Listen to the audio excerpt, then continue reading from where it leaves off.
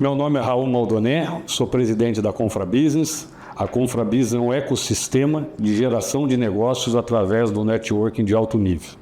Dentro do nosso ecossistema temos a Confra Mulher, temos os comitês temáticos, sendo que Supply Chain foi o último lançado e nós já estamos caminhando aí para o de Open Innovation logo em breve. Temos assessoria, ou seja, temos inúmeras soluções que podem ser melhor conhecidas através das nossas redes sociais. E temos inclusive o ConfraCast, que é hoje que nós estamos aqui para debater um tema de interesse aí muito focado no e-commerce e no supply chain. Mas antes disso, antes de apresentar os nossos convidados, eu quero agradecer aos nossos patrocinadores, são eles Lifetime Investimentos, PwC, Hospital Veracruz, UP do Brasil, Global Tech, Plaenge, GM7 e Lemos Advogados. Agora vamos começar já o nosso bate-papo apresentando os nossos 3 convidados de hoje. O William Tang, diretor de operações da gigantesca Alibaba, Diogo, presidente da Conecta Cargo, e Tiago Alves, presidente da Transking Transportes. Ao meu lado, que vai comandar junto comigo o bate-papo, Ricardo Tosi, nosso vice-presidente da Confra Business. Pessoal, obrigado pela participação. Como eu disse, acho que vai ser um belíssimo conteúdo que nós vamos ter aí para compartilhar dentro, não só com o pessoal do grupo, mas com a sociedade de forma geral. Iniciando, minha primeira pergunta vai para o Tang. Tang, hoje a China ela é o celeiro dos grandes big players aí do e-commerce. Muita coisa está nascendo na China. Como que você vê essas tendências daqui para frente, vindas da China, e como que o Alibaba, o grupo Alibaba, vai se posicionar perante isso? Então, é uma pergunta, claro, um pouco genérica, mas fique à vontade. Eu quero saber, basicamente, daqui para frente, o que a gente pode esperar de mudança, de incremento, de melhoria no e-commerce de forma geral e como o Alibaba vai se posicionar nisso. Primeiramente, obrigado pelo convite, pelo Confra Business Podcast. Obrigado, Raul, obrigado, Tosi, pelo convite. Sempre um prazer estar com vocês e com os amigos aqui. Falando de e-commerce, sem palestra bastante, falo sobre a experiência do cliente. Então, você pega um exemplo, no nosso dia a dia, a gente sempre está buscando mais facilidade, alguma solução que possa trazer mais facilidade. E falando de e-commerce, como todo, a gente tenta trazer muito na vertical de tecnologia. Como é que a tecnologia pode facilitar a vida... Sustentada pela tecnologia. A tecnologia trazia uma experiência do cliente que vai resolver uma dor. Pode ser dos carros elétricos, pode ser do supermercado, pode ser de um aplicativo de banco e pode ser no e-commerce. Então, no e-commerce, pegando um exemplo, tem uma colega minha executiva da China que mora aqui. E ela falou, sábado eu perco metade da minha tarde indo no supermercado chinês. Aí eu olhei para ela e falei, mas normal, as pessoas vão no supermercado e gastam tempo. Eu falei, na China, você não gastava esse tempo? Ela falou, não, eu ia no aplicativo, clicava o ovo, o peixe, o camarão congelado e em 30 minutos estava na minha casa. Então, qualquer momento do dia pode pedir e em 30 minutos vai estar na sua casa. Você resolveu uma dor de uma pessoa que estava falando que gastava um tempo em visitar com a família e agora, no meio do trânsito, de um transporte público, pode solicitar o supermercado e chegar. Então, isso é um e-commerce. Então, a penetração do e-commerce no supermercado chinês já é grande. Você pede um vinho, uma cerveja, chega em 15 minutos. E tudo isso habilitado pelo grupo Alibaba. A Cainiao, que é o braço logístico, ela suporta uma das unidades de negócios, que é a do supermercado, que chama Fresh Hippo. E aí a gente consegue entregar cerveja e vinho em 15 minutos e supermercado regular 30 minutos. E tem toda a parte de logística, Isso é e-commerce. Então, isso, pensando para o Brasil, se isso é uma tendência, já ocorre lá e é uma experiência que entregou e cresceu esse tipo de business, pensando para o Brasil, é uma possibilidade. Para o grupo, a gente não está investindo nesse parte do supermercado, mas surge a oportunidade dos empreendedores aqui do Brasil de pensar, pesquisar um modelo de negócio na China e adaptar para cá. Aqui no Brasil. Plantar. A gente já tem alguns aqui no Brasil, que é de pedir no supermercado no aplicativo, mas busquem lá para você ver mais o modelo, detalhes que fazem a diferença, o aplicativo, funcionalidade, como que ele contrata os drivers, como que é o modelo de CLT lá para isso, a mobilidade elétrica, isso tudo é 100% entregue para uma moto elétrica. Então, esse cara vai pensar, pô, aqui no Brasil, como que eu implemento essa moto elétrica? Qual que é a moto elétrica chinesa que funciona lá? A gente olha as motinhas elétricas... Tem muita coisa para poder aperfeiçoar o modelo. Né? Tem. Então, essa é uma oportunidade. Agora, falando de e-commerce mesmo, a gente sempre olha mundo. Né? Então, a gente tem as dificuldades de leis, de impostos, mas sempre pensando, experiência com meus 2 clientes, o lojista chinês e o consumidor brasileiro, né? Olhando só o Brasil, né? Então, eu tenho que ter a experiência deles. Então, o daqui sempre está procurando variedade e preço, né? Mais um aplicativo legal de usar, e o outro está procurando oportunidade, sim. Menos reclamações, menos perguntas, né? A clareza da plataforma, logística rápida e escalar em venda, né? O lojista pensa em GMV, faturamento. E aí, quando ele começa a fazer esse mapa, a gente quer variedade de produto, e a China é o maior produtor de tudo, né? Então, a gente, como grupo, a gente consegue entregar o dobro de SKUs do que uma Amazon tem. Então, a Amazon tem 1 bilhão de SKUs, né? A gente tem 2 bilhões. O que o cliente quer? Quer procurar um botão desse da camisa, ele vai achar. Um sensor de freio da BMW de 20 anos de usado, ele vai encontrar. E uma vez que ele encontrar, talvez ele se encante por essa plataforma. E se ele tiver que mudar de plataforma para achar o item que ele não achou, talvez a outra plataforma ganhe a oportunidade de baixar o aplicativo e encantar o cara e reter o cara. Então, validade é muito importante para a experiência do cliente, de quem vai comprar. Então, essa é uma coisa que a gente consegue oferecer. E a outra parte é o frete mais barato e rápido. Sim. E aí, onde a gente... Isso é um grande diferencial. É um dos grandes diferenciais. Você achou o produto, mas vai demorar 2 meses, que é o que era do AliExpress há 10 anos atrás. É? Quando eu entrei aqui no Grupo Alibaba, então como primeiro funcionário do grupo, estava lá em 40 dias. 4 anos atrás estava em 40 dias a entrega. 4 anos atrás. Uhum. Logo após a pandemia. Durante a pandemia. Durante a pandemia, quando eu entrei. Aí depois, eu sendo local, aí você vai conversando com operador de carga, você vai lá no aeroporto, conversa assim, meu avião chegou aqui em Guarulhos, mas cadê a carga de ontem, de 2 dias atrás? Fui lá para outro terminal, mas não era para vir direto para cá? Aí o cara fala, errou aqui, você misturou uma carga ali. Fazendo o mapeamento dos processos. E você vai entendendo. Você pergunta pro cara, em português, né? Porque o cara não vai falar inglês nem em mandarim. Aí você pergunta, tem alguma coisa que poderia ajudar no seu dia a dia? Aí ele fala, sim, né? Eu preciso olhar esse número aqui. Aqui, assim, Curitiba, né? Centro Internacional de Curitiba, Correios, né? O cara tinha aquele pequenininho. Se eu colocar o número 5 bem grande, que é Curitiba, número 1 é São Paulo, você só bate o olho, você não precisa ler tudo. Isso vai facilitar? Vai facilitar? Cara, sim. Então, isso eu consigo fazer. Vou melhorar na China. Então, você vai melhorando esses pequenos detalhes. Aí começou 15 dias, 12 dias, 7 Reduzindo dias. o TAT. Agora, 4 dias. Se você olhar um rastreio do Correios, China, na sua casa em Barueri, nem falando de Grande São Paulo, né? Mas Barueri um pouquinho mais na próxima cidade, 4 dias corridos. Incrível. Aí você compra, pensando assim, tem um aniversário daqui 10 dias, semana. Já ficou viável essa compra. Começa a ficar viável. Tem a variedade do produto e começa a ficar viável. Tem o transit time. E o transit time, né? Você pega assim, um estojo de criança, agora a gente está no momento de início de aula. A criança precisa comprar estojo para a escola. Tem os que você acha na Calunga, né? Normal, alguém importou esses itens, mas na China tem muito mais. A diversidade é incrível. Né? O e-commerce também está mudando o hábito do brasileiro, né? Que o brasileiro era muito mais de ir em loja, né? Agora o e-commerce está mudando bastante isso daí, né? E a logística no final do dia tem que acompanhar, né? E está muito mais rápida, né? Eu vou aproveitar o gancho aqui, vou fazer uma pergunta para o Diogo. Com essa crescente exponencial do e-commerce, a reversa virou uma necessidade crítica também, né? Como é que a Conecta Cargo está vendo tudo isso daí, toda essa transformação? Quais são os maiores desafios que vocês estão enfrentando com esse crescimento do e-commerce? Perfeito.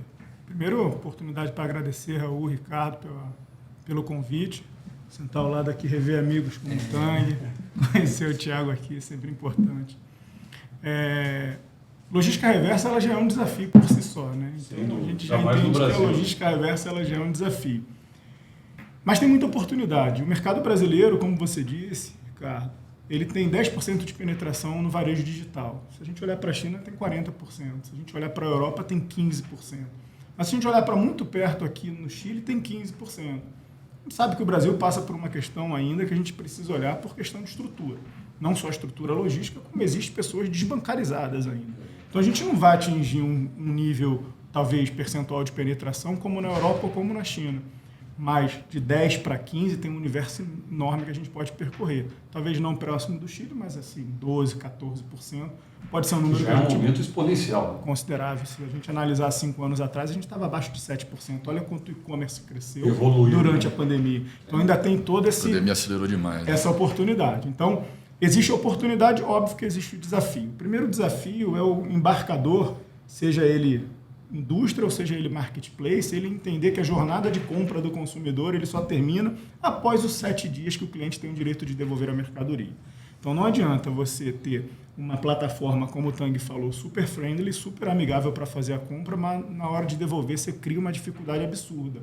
Provavelmente você investiu para conquistar aquele cliente, mas ele não vai ter uma experiência muito boa para devolver e talvez ele não volte a fazer negócio. Eu falo talvez porque pesquisas apontam que 92% dos consumidores voltariam a fazer negócio com uma plataforma se a devolução for fácil. Se não for fácil, ela não devolve. Então, o primeiro ponto é fazer com que o embarcador entenda essa diferença. A jornada de compra ela não terminou quando você entregou um pacote. Ela precisa ter aquela oportunidade do cliente se arrepender ou não, principalmente pela característica do mercado brasileiro que você dá pelo direito de defesa do consumidor, 7 dias para ele fazer aquela devolução. Esse é o primeiro ponto. E não é só permitir na plataforma que ele faça isso. Como eu ofereço uma experiência interessante para o Raul fazer uma devolução? Então, se o Raul comprou uma camiseta, porque há 5 anos atrás a gente só provava a camiseta no provador de loja. Jamais pensava em comprar pela internet. Jamais. Então, Jamais. de lá para cá surgiram inúmeras iniciativas preventivas. Então, se o Raul for comprar a mesma camiseta hoje, já tem ali um guia de tamanho, já tem uma solução lookalike, já tem review, avaliação de várias pessoas que talvez uma ele vai encontrar falando. Eu vou dar um exemplo meu. Eu comprei uma camisa esses dias que eu nunca tinha comprado então daquela marca. Eu fui lá nos comentários, a pessoa descrevia a altura e o peso. E falava, o meu tamanho ideal ficou esse. Eu falei, me conquistou, porque talvez eu não compraria aquele tamanho. Então existem iniciativas preventivas que vão evitar a devolução. Então a gente pega, antes da pandemia, a gente tinha um nível de devolução de 20%. Hoje nós estamos em 7% de devolução. Despencou. As empresas aprenderam, do mesmo jeito que elas tiveram que aprender a vender na pandemia, eles aprenderam. As dores causadas. E as dores são a insatisfação do cliente e o custo da reversa também, né? Porque você tem que buscar, o cara tá sem o produto, Perfeito. tem que mandar de volta. Então, a melhor devolução Situação difícil, né? A melhor devolução é aquela que não acontece. Cara. Essa é a melhor devolução. Mas quando acontecer, você tem que cuidar do seu cliente. Lógico. E aí que entra, obviamente, empresas especializadas no segmento, como a Conecta Cargo, que ela vai fazer, fora o produto leve, que eu falei aqui, o exemplo do Raul, que ele pode escolher uma agência para fazer uma devolução, porque é mais conveniente para ele e mais barato no processo logístico, mas o produto médio e pesado requer uma coleta na casa do consumidor. E coleta na casa do consumidor tem que ter tecnologia embarcada para que eu consiga agendar com o Raul, para que eu consiga roteirizar da melhor forma, que eu consiga levar A eficiência dela. a Senão embalagem. gera outra insatisfação e acabou. E não só a insatisfação do Raul, o embarcador que contratou. Se eu for coletar custo. uma geladeira na casa do Raul e eu não embalar essa geladeira, provavelmente essa geladeira, quando voltar, ela já não vai ser variada. vai estar variada. Então, olha a oportunidade que tem tanto para o embarcador quanto para o consumidor. Então, de novo, oportunidades são várias, desafios são alguns que a gente precisa remover junto com o embarcador e olhando principalmente essa experiência do consumidor de ponta a ponta. Bacana, concordo totalmente. Agora a minha pergunta é para o Thiago. Thiago, a Transking, ela hoje, para quem não conhece, é uma empresa de FTL, Full Truckload, lotação, ou seja, ela não atua no last mile, ela faz basicamente o line haul, que são as transferências entre CDs. E na tua carteira de clientes estão os maiores players do e-commerce do Brasil hoje, sejam nacionais, sejam internacionais. Qual que é a estratégia de negócios da Transking que possibilitou chegar nesse ponto e o que você vê daqui para frente para conquistar outros entrantes, outros novos grandes players como o Tang citou que estão vindo para o Brasil? Primeiramente, obrigado, né, pela participação aqui. Obrigado, Raul. Obrigado, Ricardo. aos amigos aí, um prazer, Tang e o Diogo. Acho que eu tive uma sorte muito grande, né? Quando eu comprei meu primeiro caminhão há 11 anos atrás, né? A primeira operação que eu fiz foi de transferência de filiais, né? Na época não se falava de e-commerce igual se fala atualmente. Sem dúvida. Né? Outro Não momento. existia ainda, né, esse modelo que a gente tem hoje. Só que eu entrei numa transportadora que fazia carga fracionada e eu fazia transferências de filiais. Então tinha horário de coletar, horário de entregar, né? Não se imaginava naquela época o modelo de igual a gente tem hoje de line haul e o middle-mile, né? Que tem o cliente que chama de outra forma. Mas assim, hoje a gente investe em ERT, Equipe, Relacionamento, Tecnologia.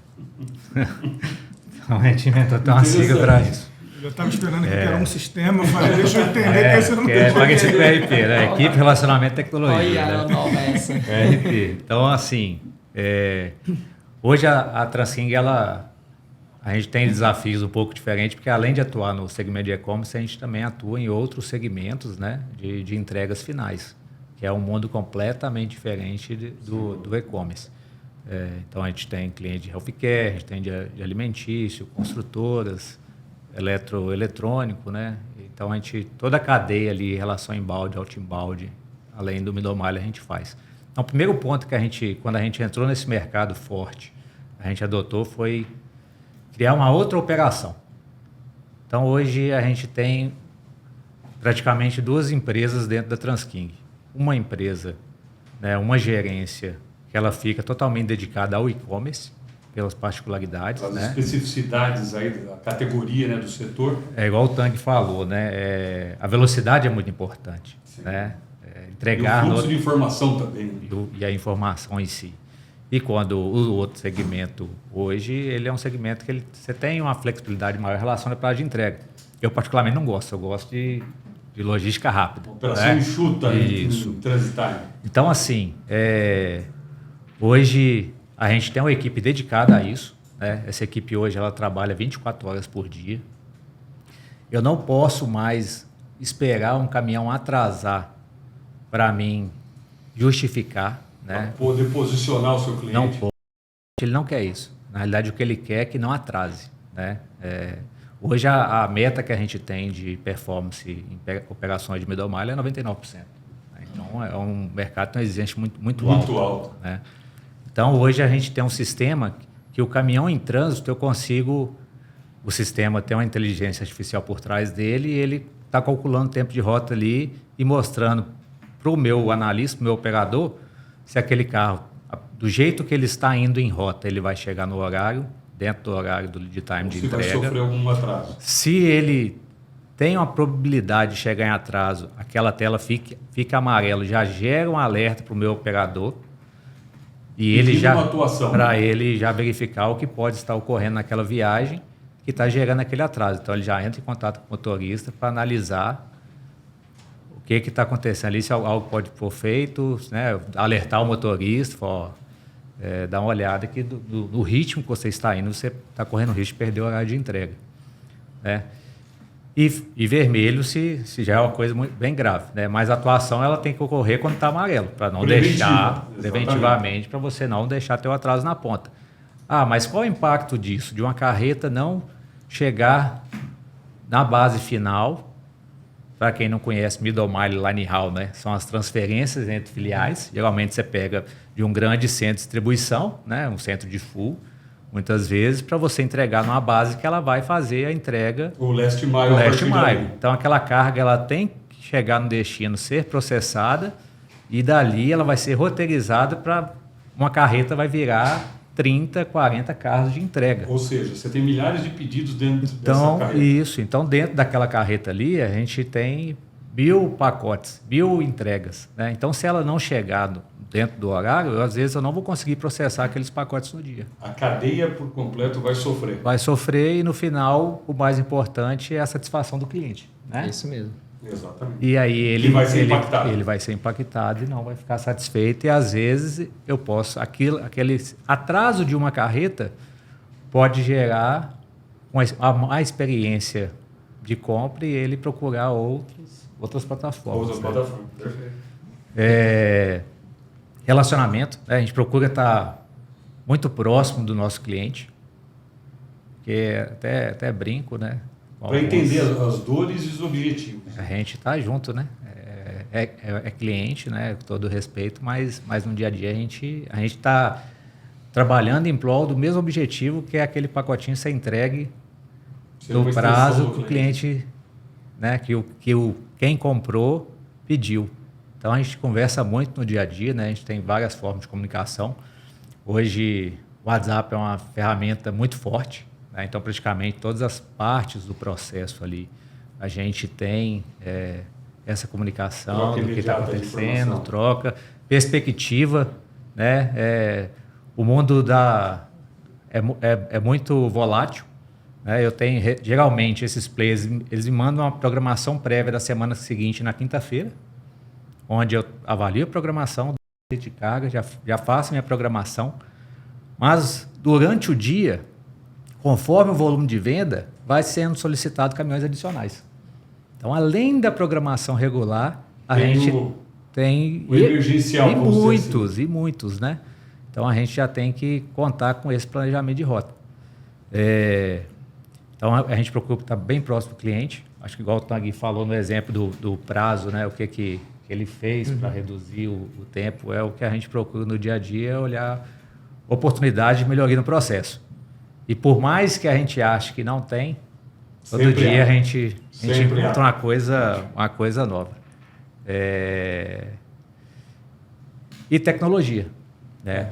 Hoje não tem como a gente falar de otimização, produtividade, de sinergia, sem falar de tecnologia. Concordo. O ser humano é muito importante, né? Principalmente no tratativo com o motorista. O robô ainda ele não conseguiu substituir isso, né? Do operador ligar para o motorista, estar com ele ali. Mas ela tem um fato muito importante em relação à sinalização prévia de eventos que possam ocorrer. Desde o atraso na transferência, desde a previsibilidade de caminhões adicionais para aquela rota, né? Hoje os grandes players, eles não esperam ter volume para solicitar um carro adicional. O próprio sistema ele já identifica uma probabilidade de veículo adicional naquela carga, ele já faz solicitação prévia. Já está aplicada aí, né? Já está aplicada, né? Então, eu já tenho essa sinalização prévia ali daquele recurso adicional que eu tenho que colocar para aquela rota. Acredito que é muito nesse sentido. E Raul, né, complementando o Thiago falando, né, a competição de mercado, né, falando de marketplace, então os marketplaces têm que conquistar o comprador e trazer desde uma reversa simplificada, mas antes da reversa, né, é o prazo de entrega. A experiência de compra, o transit time. E se comprometer.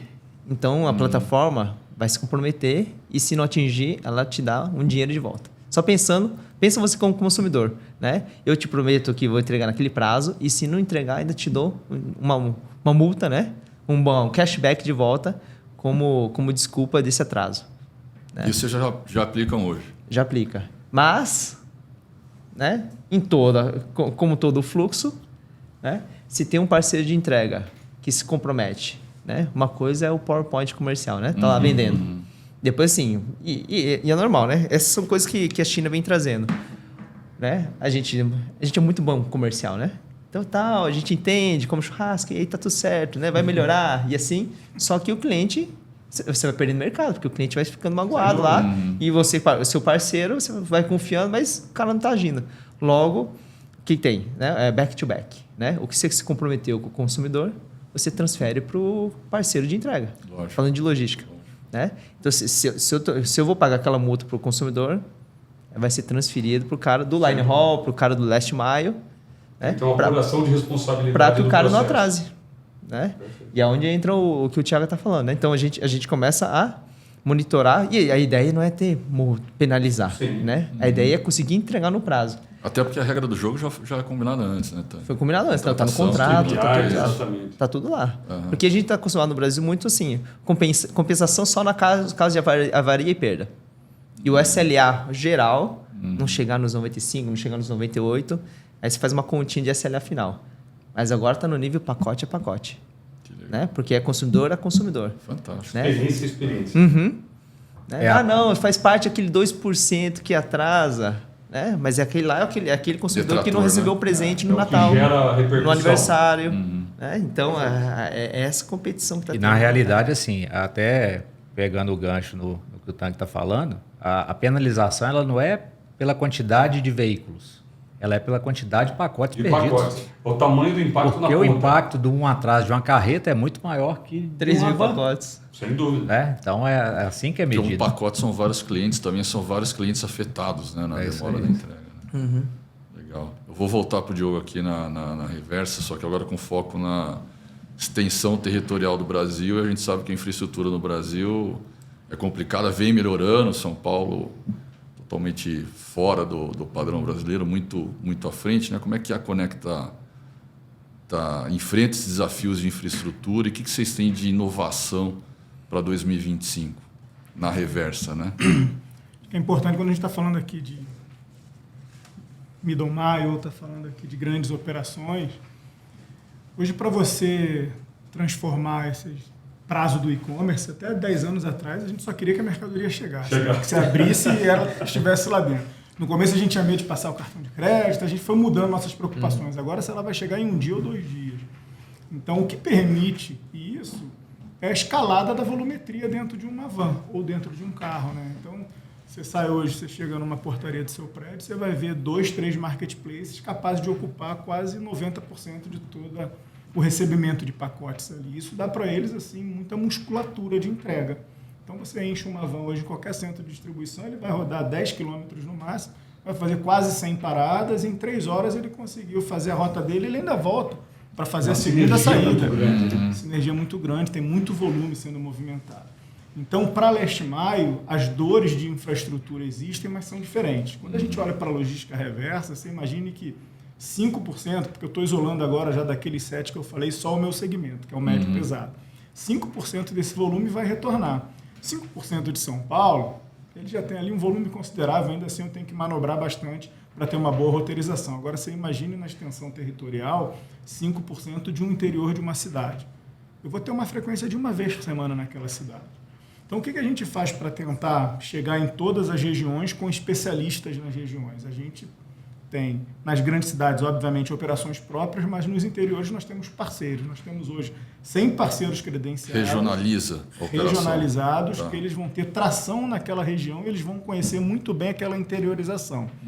Capacitados e auditados por nós para fazer o mesmo modelo de coleta do nosso operador aqui nas grandes cidades, que é agendamento, né, a coleta, a conferência do produto para garantir a integridade do produto, porque isso é muito importante. No e-commerce hoje, de hoje em dia, o consumidor ele já quer receber um reembolso no ato da minha coleta. Se eu tirei uma geladeira da casa do cliente, é diferente de uma camisa. O ticket médio é muito alto. Então, quando eu tiro a geladeira da casa do consumidor, ele já quer ver um reembolso para ele não quer esperar chegar na residência dele. Então, quando eu garanto para o embarcador que eu estou coletando na integridade que ele me sinalizou, a partir daquele momento a responsabilidade é minha. Então, eu embalo Assumindo a responsabilidade a partir daquele momento. A partir daquele momento, você pode reembolsar o seu consumidor final, que a responsabilidade é minha. Então, a gente capacita e audita isso. Mas só isso não é suficiente. Porque imagine se esse meu parceiro está indo para uma interiorização, passa numa cidade para coletar uma mercadoria e no meio desse caminho caiu a segunda mercadoria para ele coletar. Meu prazo é daqui a 1 semana. Mas não seria muito melhor avisar para ele que já tem uma mercadoria ali para otimizar? Então, nós temos hoje um agente de IA que está o tempo inteiro interpretando essa capacidade do motorista, regionalização do motorista e demanda que tem para aquela região. Quando cai, ela tenta antecipar e já jogar no aplicativo do motorista para que o motorista possa fazer aquela coleta. Se a gente fala, pô, Diogo, mas é uma torre de controle, não é, porque depender de intervenção humana para fazer isso, a gente perdeu alguns segundos, ele já passou por geolocalização daquele local, Já passou a oportunidade. Ele não volta. Então a gente tem usado isso também para otimizar, né, essa extensão territorial que na reversa é sempre um desafio maior. Muito fracionado. Muito fracionado e pouco volume.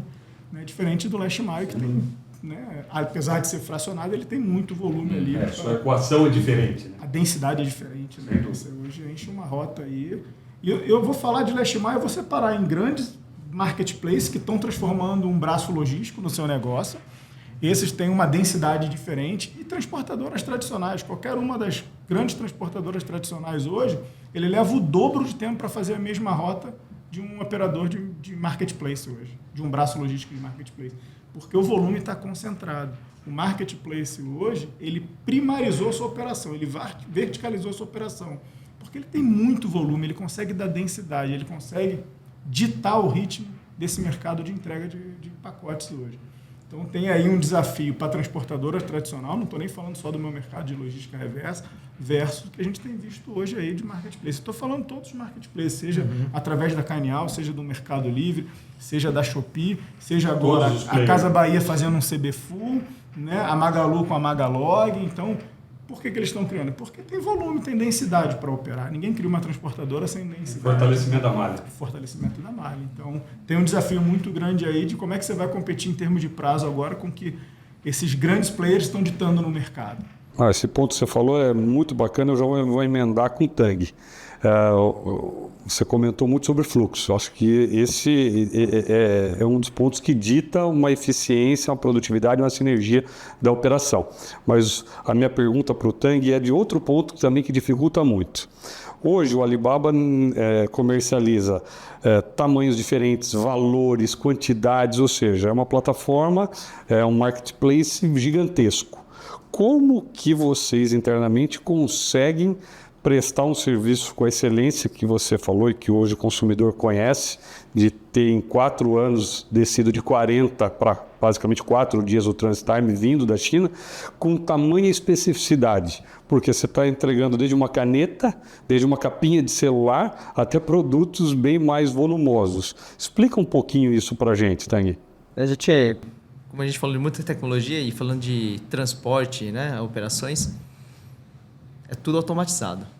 Então, na China, quando você compra, em 6 horas, né, se for no nosso full, né, em 6 horas ele já separou o pedido e já está pronto para o avião, pegar o avião. E como a gente tem avião todo dia, vai pegar o avião do dia. Independente do tamanho do produto, quantidade, 6 horas ele vai estar separado. Tem 6 horas, vem do nosso full.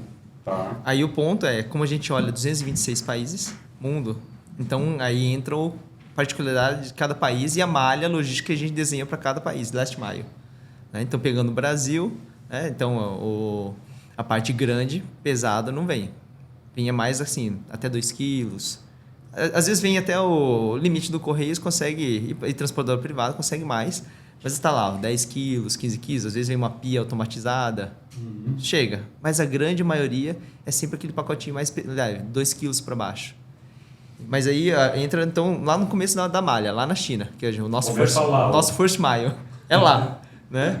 Lá no norte do Brasil, a gente tem o first mile de São Paulo para Rio de Janeiro, né? Lá O teu first é outro continente. É outro continente. Line haul é avião. Então, lá, automação. E aí, nossa automação tem vários níveis de automação. Tem desde o não sorteirizável, tem automação para objetos diferentes, que aí usa um tipo de bandeja chamada Bombay Tray, Tilt Tray, que é a bandeja inclinada, logo uma bola, ela não vai rolar na bandeja do sorter, uma esteira.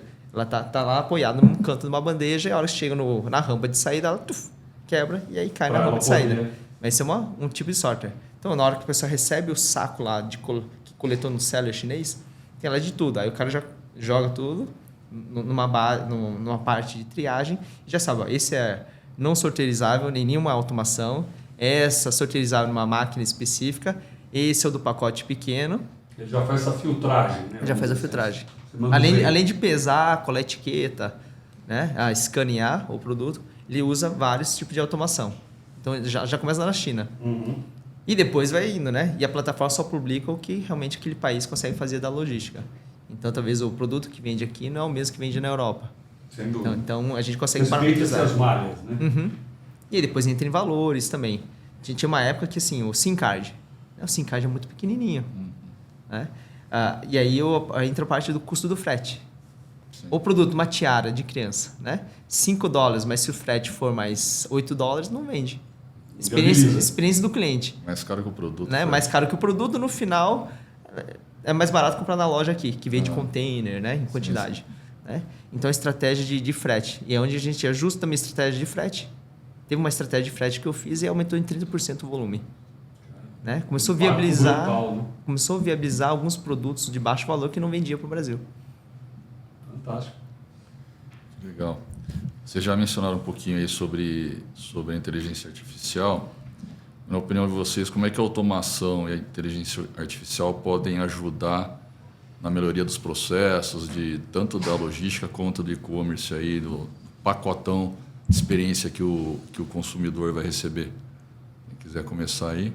Posso falar? Aproveitando que o Tang, Thiago... Já aproveitei. Thiago já levantou a bola. Né? Porque o Thiago, né? Thiago, como parte da cadeia, a gente usa muito IA desde sempre. Né? E aí, cada vez mais. Tem lá o nível de entrega, o nível de serviço de entrega. Entrega em 3 dias. Né? Ou transferência sua, 3 dias e atingir 98%. A gente não quer esperar, né, atrasar e depois o cliente reclamar. O cliente reclama, tem que ter mais time de atendimento para atender reclamação. Sim. Então, como que a gente traz toda essa experiência? Eu tenho um indicador de quantidade de reclamação. Então, como você traz tudo isso para evitar de atrasar? Tem um IA que fica analisando o tempo médio de entrega daquela rota. Então, está lá 3 dias. No contrato diz 3 dias. Mas a gente sabe, a IA já está analisando, sabe que em 1,8 dias entrega. Já tem os dados recentes que indicam isso. Mas é um pouco mais... Isso entregou em 1,8. Mas ele sabe que em um dia, geralmente, 50% já está entregue. Em um dia. Então, os SLA é 98%. Mas em um dia, já entregou 50%. 1,5 dias, entregou 70%. Então, ele consegue... Vai tendo evolução. Então, ele consegue ir analisando e eu já começo a adicionar o parceiro. Parceiro, o pacote que você coletou há um dia atrás, no IA, no dashboard, diz que Espírito Santo está em 30% em um dia. Está 20% abaixo da tendência. Tem algum problema na sua operação? Às vezes o cara nem sabe, nem analisa, porque o time dele está acostumado a analisar nível de serviço 3 dias, 98%, 99%. Né? Só quando passa... Antecipa. Então a gente usa IA dessa forma. Então o IA já sabe se é final de semana, se é feriado. E ele começa já apontar. Porque daí eles precisam recuperar o que está atrasado e entregar o resto nos 3 dias, né? Primeiro, o cara tentar entender onde está o problema dele. Fazer a causa raiz. E recuperar o tempo. Né? Porque no modelo anterior, chega numa reunião semanal, senta, aí o cara vai passar 1, 2 dias verificando qual o problema raiz dele. Mas os pacotes estão vindo e já está tudo atrasando, um atrás do outro. Né? Então, a gente usa IA dessa forma. Uma das. Legal.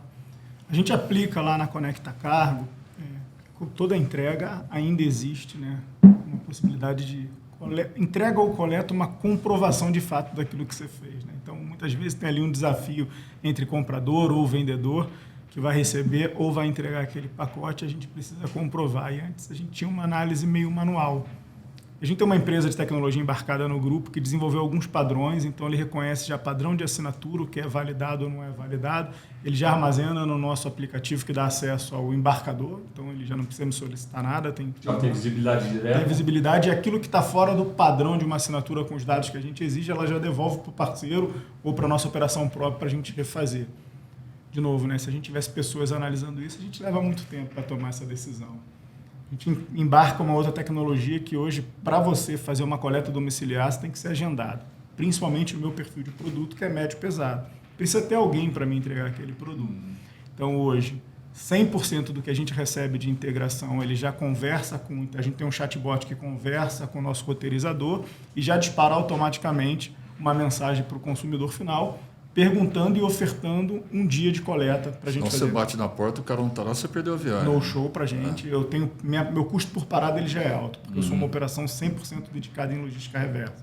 Então eu não sou uma empresa de last mile que vou sair com 200 pacotes, eu vou fazer 15 paradas. Bem tailor-made, né? Então se eu faço uma parada ineficiente, eu tive um impacto muito grande na minha cadeia de custo. Então tem que ter um cuidado muito forte ali, por isso que a gente agenda, né, e pega uma confirmação do consumidor. 80% de todo o meu agendamento ele é feito através de chatbot. Então, hoje eu consigo escalar a minha operação e a gente discute ali semana a semana no nosso OKRs, como é que a gente sai de 80 para 81, como é que a gente sai de 81 para 82, porque quanto mais eu conseguir escalar, mais clientes eu posso trazer, porque a gente sabe que não vai ser necessário crescer na mesma proporção o nosso time. Então, acho que tem aí alguns pontos que a gente vem usando.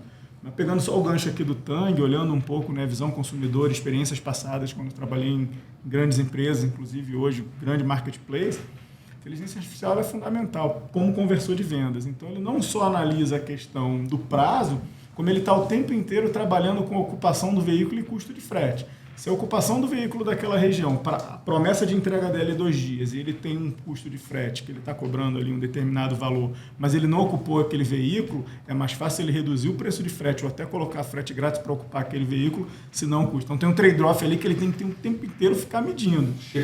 Checando. Inclusive, às vezes ele fala assim, ó, se você andar, você vai ver que retirar numa agência é o mesmo preço de entregar em casa. Por quê? Porque aquela rota está ociosa. E às vezes, quando a rota já está ocupada, ele bota o preço de retirar na agência um preço muito mais barato, para te estimular a ir lá naquela agência a retirar. Então, isso você consegue fazer ali com machine learning ou com, né, inteligência artificial, algo. Então, ele tem mudado, ele tem direcionado muito bem as operações logísticas aí, em termos de otimização e possibilidade de escalar.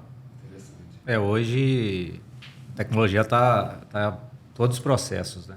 Desde o início, que é o planejamento, olhando para o setor de transporte, né? Que é a solicitação, né? O cliente não manda um e-mail mais pedindo para você coletar uma carga. Você tem um sistema, a carga cai nele, você já dá o aceite, já informa qual veículo vai realizar aquela coleta, né? E aí se inicia o processo. Depois da coleta, tem a parte que eu falei do acompanhamento, né? Então, antigamente, dependia muito do ser humano olhar se o veículo vai atrasar. Hoje não pode mais isso. O ser humano, ele pisca, né? Então, assim, para evitar potenciais problemas, então hoje você tem um sistema que ele fica monitorando o veículo em rota o tempo todo e ele vai te alarmar se existe alguma probabilidade daquele veículo ter algum atraso para você atuar. E na ponta, a gente tem... Hoje, olhando para a Transking, a gente é muito pulverizado, né? A gente já tem em todo o Brasil. Então, isso é um desafio, mas a gente se especializou dessa forma, né? Então, a gente entende muitas particularidades. Muitas vezes, eu preciso de agilidade no aceite de carga, né? Então, hoje, se pensa só, tem dias que a gente tem em torno de 300, 400 veículos em operação. Aí surgem demandas. O próprio sistema, quando cai uma demanda no nosso sistema, né, uma nova programação, ele identifica o veículo que está mais próximo e disponível para atender aquela demanda. Então, automaticamente, ele já informa o operador. O cara não precisa mais olhar entre os 400 veículos que estão em rota, qual que está mais próximo. Científica, né? O sistema já fala para ele. Fala, ó, esse veículo está vazio e ele está a 5 km de distância desse local de coleta. Pode direcionar ele para lá, né? Ou, coleta para outro dia. Ele vai te falar o veículo vai estar vazio no outro dia. Tal. Então, a gente já tem essa parte automatizada aí, isso é importante para ganhar velocidade. E isso até é sustentável, né? Porque com isso você tem uma redução aí de carbono, de emissão gigantesca, né? Porque você está priorizando veículos mais próximos. A tecnologia é tudo. E a minha pergunta, inclusive, pena que a gente já vai caminhar para o final. Eu já tinha falado no início, papo bom com gente super inteligente, ele voa. Mas a gente já está com 40 e poucos minutos de podcast. Eu vou fazer minha última pergunta para o Thiago. Você estava citando justamente agora, finalizou o painel falando de tecnologia, que eu não tenho dúvidas, tecnologia é o principal vertical do que nós estamos falando aqui, seja para o e-commerce, seja para o transporte. Mas nós temos ainda, infelizmente, um tema no Brasil para o transporte que é muito complexo, roubo de carga. Não só roubo, gerenciamento de risco, falar maior do que o próprio roubo de carga que está debaixo desse guarda-chuva. Como que a Transking se posiciona, o que ela trabalha nesse sentido com tecnologia para evitar esse problema? Porque, como você mesmo falou, Thiago, uma carreta que não chegue ao seu destino, ela está impactando 1.000, 2.000, 3.000 pedidos. Então, quais são os cuidados hoje que a Transking tem para evitar um tipo de um problema dessa natureza? Quando a gente fala de perda, né, sinistro, vai além do roubo, né? Vai o tombamento, né, um acidente, e talvez hoje, olhando para o modelo operacional, né, muito falando de e-commerce, a gente tem no e-commerce, as perdas em relação a isso, acredito, pela expertise que a gente tem, pelo histórico, são mais causadas até por acidente que por roubos. Então, assim, olhando para essas duas vertentes, em relação a roubo, né? Hoje, sempre a nossa frota ela é rastreada. Então, a gente tem um sistema de rastreamento, né? Todos os veículos eles têm sensores de porta, de baú, né? Nenhum veículo... O veículo só é permitida a abertura do baú do veículo quando ele está na origem para carregar ou no destino. Isso tudo é automatizado. Checado pela latitude e longitude. Toda base de entrega ou coleta, ela é cadastrada um alvo no sistema de gerenciamento de risco e só é permitida a abertura do veículo quando ele está nos alvos de coleta ou de entrega. Caso contrário, você não consegue abrir aquele baú ali. Né? E além da parte de sensorização. Então, hoje, o veículo coletou em São Paulo para entregar em Recife. Eu tenho uma rota pré-definida que o carro vai seguir. Então, ele não pode sair daquele raio. Se ele desviar daquele raio ali por 500 metros... Uma cerca eletrônica. A cerca eletrônica, isso aí. É o nome usual, né, no nosso meio. Então, se ele sair daquele raio, já é gerado um alerta ao operador para verificar o que está acontecendo. Né? Existem os pontos de paradas homologados. Então, o motorista ele não pode parar em qualquer lugar. No local que ele deseja. Já é feito, né? Como é feita a definição desse ponto de paradas? São as empresas de gerenciamento de risco, né?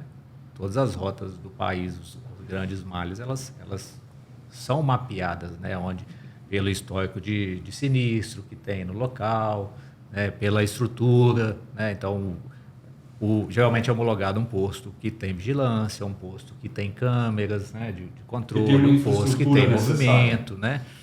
Então a gente tem também esse sentido e tem alguns outros artifícios secundários, né? Hoje, dependendo do valor da mercadoria, se coloca isca na carga, né? Então além do veículo, né, mas porventura mesmo assim aconteceu o roubo, roubar a carga, mas a maioria das cargas hoje ela tem uma isca. E a gente tem um sistema secundário que ele tem a localização ali de onde a carga está indo, né? Que aí você já vai para a parte de recuperação.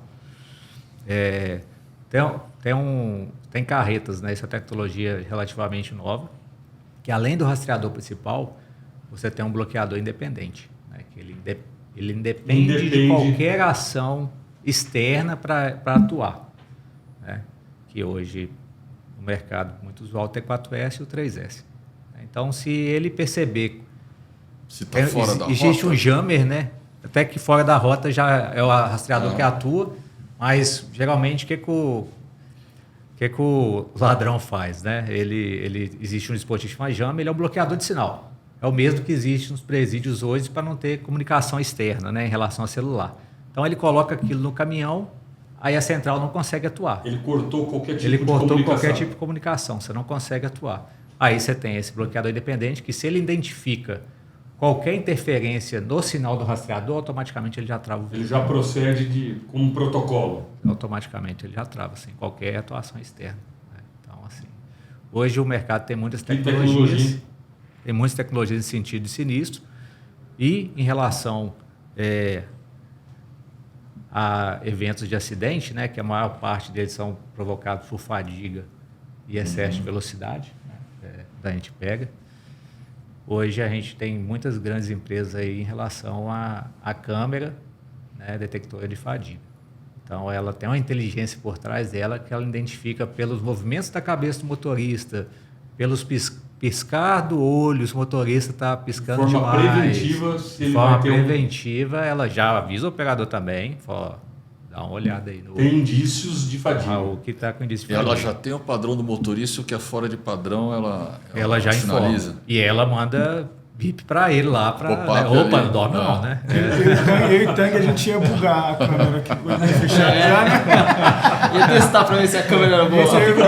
A câmera toda hora fala, não, a gente é japonês aqui, é oriental aqui. A câmera abre o olho, japonês. Mas hoje ela já identifica também essa parte de fadiga. Fantástico, parabéns. E cada dia tem coisa vai nova surgindo. Né? Quando você pensa que não tem nada mais a ser feito, a gente vê muita oportunidade. Agora, como Confrabusiness, poderia deixar de perguntar com relação... A gente é um hub de executivos e empresários, né? O objetivo é a conexão entre as empresas, pessoas para geração de negócio, networking. Como que a networking está na vida de vocês, ajudou na construção da carreira de vocês, se ajudou ou não? Qual a importância para vocês, Tang, se você quiser começar? Para mim, o para nossa carreira corporativa, né, network é fundamental, né? Assim que você sai, né, começar na parte de nível gerencial, né, para direito para cima, network é fundamental, porque você é cobrado por faturamento, né, saber tendências de mercado, movimentos, isso, né, tendo conexões, colegas que você pode compartilhar e aprender sobre a experiência que o cara já teve e qual a dor, se pode ser uma reforma tributária, pode ser desde uma dor que estou tendo muita perda de carga, e aí conheço uma pessoa que tem uma transportadora que consegue trazer uma solução e reduzir essa perda, né? Então, esse network é fundamental para o crescimento individual aqui que está buscando. E outra dificuldade no mundo dos negócios é a confiança, né? Credibilidade. Então, estando num grupo, né? Porque tem muitos grupos de network, né? E aí, tendo um grupo de network em que o filtro de quem entra, né? Mesmo assim, pode surgir, né, falhas no filtro, mas você filtrando quem participa desse grupo e você, né, você começa a ter fica mais à vontade de conhecer os parceiros para você fazer negócio. Desde uma oportunidade de fazer uma junção, desde contratar o serviço, né, isso é muito bom. Né? Um exemplo, né, a DHL é um parceiro. Né? Então, a gente está fazendo negócio junto e temos o presidente da DHL no grupo. Nosso membro, né? Plínio Pereira. O Plínio. Né? Aí tem no TransKing aqui, né? Mais uma oportunidade, talvez de fazer uma operação de transporte. Então, esse network que a gente tem, e é natural, não é forçado. É natural. Orgânico. É orgânico, confiança. Olhar a pessoa, olhar no olho e sentir, pô, essa pessoa dá para confiar. Né? Dá para ligar para ele, pegar o WhatsApp, ligar para ele e falar, pô, preciso de uma solução assim, você tem? Né? Com o Diogo, na parte de reverso, pô, vou começar a vender geladeira. Né? E aí, pô, você tem uma empresa confiável para fazer a tua reversa. Além do Diogo, já conhecer de longo tempo. De outros carnavais. Um monte. Network, né? Network. Esse na vida real. Ele tem um olho fechadinho igual o meu, né? Deixa eu chegar mas é fundamental. Network na minha vida profissional, acho que ela ajudou aí, foi que proporcionou eu conquistar algumas posições. Porque você pode ter entregas, muitas entregas, mas sempre precisa de alguém validar, né, suas entregas e recomendar suas entregas. E no final do dia você só vai ter recomendação e validação se você tiver reputação, credibilidade que o Raul falou. Então, acho que esse contato que a gente tem com alguns profissionais, dependendo do cargo que você estiver ocupando, você não vai se sentir tão isolado, porque dependendo da posição você se sente muito isolado, você não tem com quem compartilhar algumas angústias e tem outras pessoas vivenciando o mesmo momento que você, ou já vivenciaram e vão poder. Ainda mais o C-Level, né? Claro, o C-Level muitas vezes você não pode, né? Você vai ter uma conversa diferente com o seu time natural e uma conversa mais especializada com um parceiro, porque você vai poder dividir determinadas situações. E para gerar negócio, sem dúvida nenhuma, eu acho que também é uma oportunidade imensa, porque você vai recomendar ou você vai recorrer àquele que está mais próximo de você. Então, é uma oportunidade imensa de gerar negócio. Gerei muitos negócios, continuo gerando negócio. Já tenho aqui 2 oportunidades, então já assinou um contrato aqui comigo. Se chegar geladeira no Brasil, tá comigo. É isso. Então, para mim é tudo. Acho que sempre olhando um pouquinho da história, tudo que aconteceu na minha vida de empresário foi através de conhecer novas pessoas, né? Relacionamento. Uma vez eu li um livro que ele falava assim, faça o bem sem esperar retorno algum. Que automaticamente o universo ele conspira a seu favor e te devolve aquilo. Exatamente. Então, assim, muita gente às vezes quer se conectar às pessoas com algum interesse. Né? Não faça isso. Procure sempre conhecer pessoas novas que automaticamente sempre vai agregar para você e você pode agregar para alguém. Você falou, é o princípio básico do network. Você nunca faz um network querendo buscar algo. Primeiro você oferece para depois ter a devolutiva. É como o universo ele atua hoje. Né? Hoje não, desde sempre. Esteja sempre antenado às coisas ao seu redor. Né? TransKing, a matriz é em Belo Horizonte, eu moro lá, né? Vim para São Paulo no domingo. E sempre estou escutando algo, procuro escutar alguma coisa e pegando. Então, assim, eu acho que em 3 dias aí eu vi umas 5 oportunidades de coisa diferente, de bater papo com alguém, sentar e crescer junto. É aí que nascem as grandes ideias e as grandes conexões e grandes negócios. É o ganha-ganha. Um outro ponto também muito importante é Quando eu comecei a Transking, né, eu tive a ideia, vou montar uma empresa desse segmento. A primeira pessoa que eu procurei foi uma amiga que eu tinha, pedindo ela indicação de pessoas que faziam sentido aquilo que eu estava buscando. Ou seja, networking puro aí. O que eu precisava é a parte Comercial, né? E aí eu tinha que buscar alguém que tinha uma influência legal, comercialmente falando para mim. Aí entra de novo a credibilidade. Também escala mais o negócio, né? Eu era de Belo Horizonte, né? Tudo acontece em São Paulo, então eu tinha que ir para São Paulo, né? Tanto que a matriz hoje é lá, mas 70% das nossas operações saem daqui, né? Apesar de sair fazer Brasil todo, mas aqui é onde... O polo exportador, né? Então foi através do network. E o outro ponto que eu tenho comigo, assim, todo mundo que me procura para me oferecer algo, eu sempre procuro fazer reunião com aquela pessoa. Porque... Ouvir. Mesmo eu não precisando daquilo. Às vezes, Thiago, eu tenho eu estou importando um pneu diferente, né? Um exemplo. Não sou eu que olho essa parte, mas dando um exemplo. Estou importando um pneu diferente. Você me dá, vamos bater um papo, me te apresentar. Vamos conversar. E sim, já saiu muitas coisas interessantes dessas conversas, dando a oportunidade de alguém conversar com você também, né? Então, assim, acho que não... Apesar da posição que a gente tem hoje, mas estrelismo é uma coisa, e vaidade é uma coisa que a gente tem que deixar muito de lado. Senão a gente perde muito. Nunca se nega um café, né? Isso aí. Nunca se nega um café. Começa tudo por aí. Esse é o sentido. Bacana. Muito bacana. Papo leve, descontraído, mas com muito conteúdo. Tiago Alves, obrigado. Diogo Inove, muito obrigado. William Tang, muito obrigado. O que vocês trouxeram hoje para a mesa, eu acho que vai agradar e vai atender muito aos anseios do grupo em relação ao conhecimento maior sobre o e-commerce e falando já do nosso recém-lançado Comitê de Supply Chain, o que a gente falou aqui vai cair de uma forma fantástica porque é um conteúdo desejado. Quero agradecer de novo aos nossos patrocinadores, Lifetime Investimentos, PwC, Hospital Veracruz, Up do Brasil, Global Tech, Laenge, GM7 e Lemos Advogados.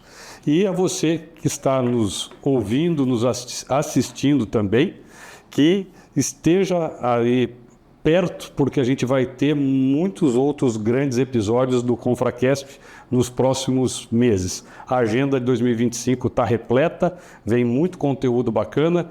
Esteja conosco. Muito obrigado.